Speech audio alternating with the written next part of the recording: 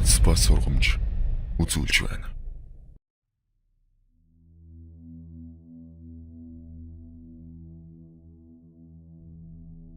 Манаас уг нь хачин чихтэй явдал тохиолдсон хүмүүсээс зөвшөөрөл аван та бүгд төрөвдгийг мэдэгдэж байна. Оюуны өмчийг дээдлсэн танд баярлалаа. Их сурвалж бидэнд тохиолдсон аимшигт явдлууд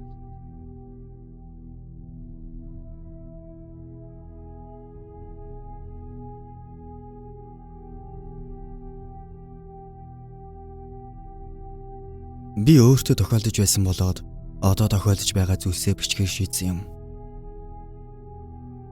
Багаас аимшиг кино, аимшигын дүүхэн дуртай байлаа. Манай гэрийнхэн их л дургуйцсан. Тэгээд л сонин юм их мэдэрнэ бас гарчихна.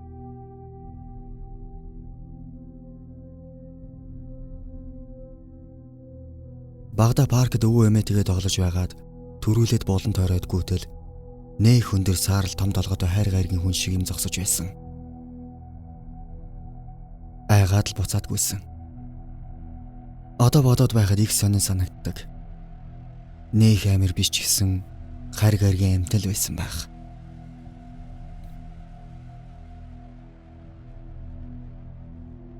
Өвөөгийн ажил дээр өдөржин их өөднө. Нэг удаа хаалганы цоочны завсар нэх сонин төмөр биетэй амтан байхаар нь гайхаад балаар хатгатал хөл гар нь бүрштэй бүршээрээ салаад байв.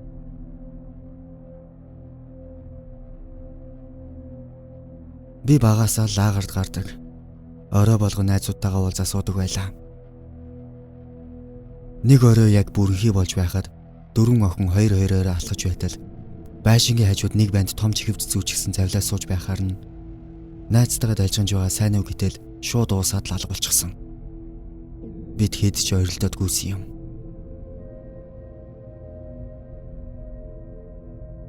Тэрэлжид гэрийнхэнтэйгээ нэг амралтанд явж байгаад дүүтэйгээ орой 0 орчоод буцаад гэрлүүгөө орж байтал нэг урт өстэй охин үхэр толгоогоор нь тэрвэрчсэн зогсоод л байв. Гэхдээ тэр хоёр ерөөсөө хөдлөөгүй юм.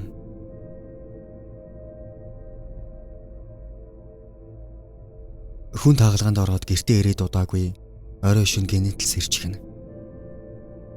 Нэг бол хар утаа шиг юм хөвөөдөл байна. Дагуулад хараад байхаар ийш тийшээ хөвсөөр байгаад алга болчихно. Эсвэл хөлний доор нэг хүн дүрстэй утаа зогсож байдаг. Нэг удаа сэрээ дээшээ гартал хагалгаанд өмстэй хувцс өмсч гисэн нэг эмэгтэй хүн хараа зогсож байхаар нь хинбэ гэсэн чи зөвүүн инээснээ шууд би илүү нэвлээд орчихсон. Би ч ойрлоод босоод ирцэл гар амир чичрээ төлөрчихсэн байж үлээ.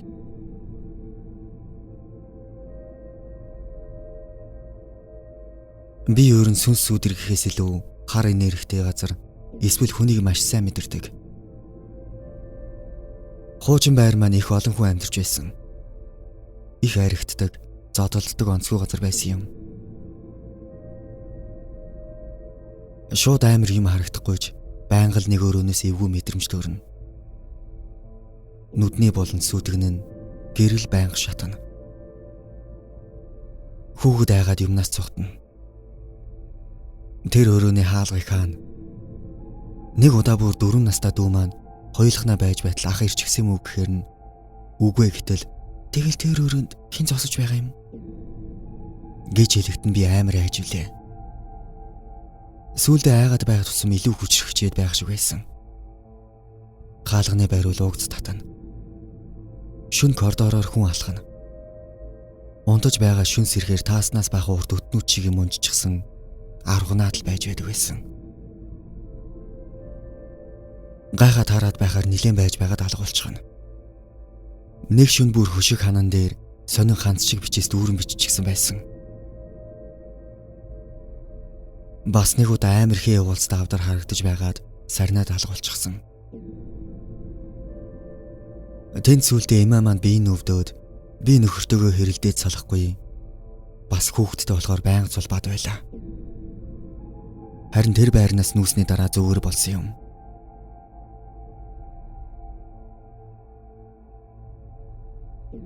Зүуд минь бас яг л зөгөндөг.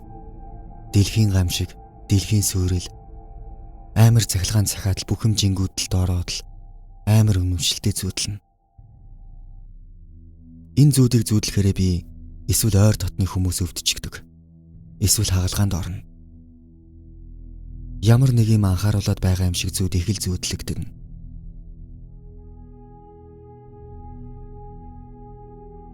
Монгол гэрт амралтанд дүүгээ тэрээд унтаж байгаад нүдэ нээтэл нэг эрэгтэй хүн тонгоочсон нүүрлүү тулаад хараа зогсож байхаар нь нүдэ дасаа найдал арай гэж өглөө болгосон. Ер нь бол надад иймэрхүү зүйлс зөндөө тохиолддог.